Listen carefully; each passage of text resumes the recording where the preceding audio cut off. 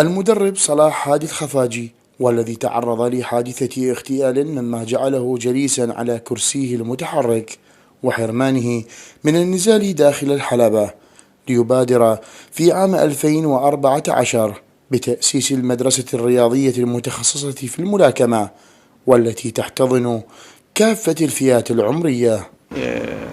من تعرضت إلى حادث اعتداء غادر أسبب لي إصابات في قدمي ومنعتني من المشي صعود الحلبة، لكن لم تبعدني عن رياضة الملاكمة، فبقيت أمارس رياضة الملاكمة عن طريق التدريب. وأسست في عام 2014 مدرسة تخصصية للملاكمة تحتضن المواهب الصغيرة من الأشبال والناشئين والبراعم. هذه المدرسة تعلم رياضة الملاكمة ومهاراتها الصحيحة وتبني جيل جديد. نؤكد دائما على الجوانب التربوية والتهذيبية لهذا الجيل.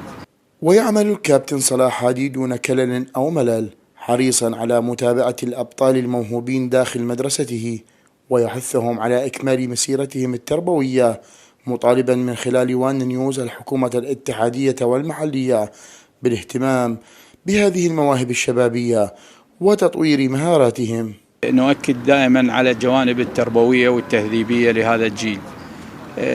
يستفاد من هذا المتدرب من هذه المدرسة، نعلم مجموعة من الدروس والقيم يستفاد منها طول حياته التكوينية. مستلزمات التدريب عندنا يعني أشتريها أنا من حسابي الخاص.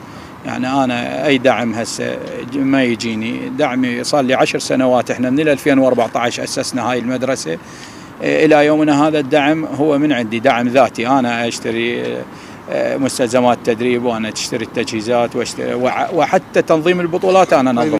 ورغم إصابته إلا أنه استطاع وبجهد ذاته وبعيدا عن أي دعم حكومي إنشاء هذه المدرسة الخاصة بالملاكمة، والتي أصبحت من أهم المدارس الرياضية في العراق. من ذي قار، نور السعيدي، وان نيوز.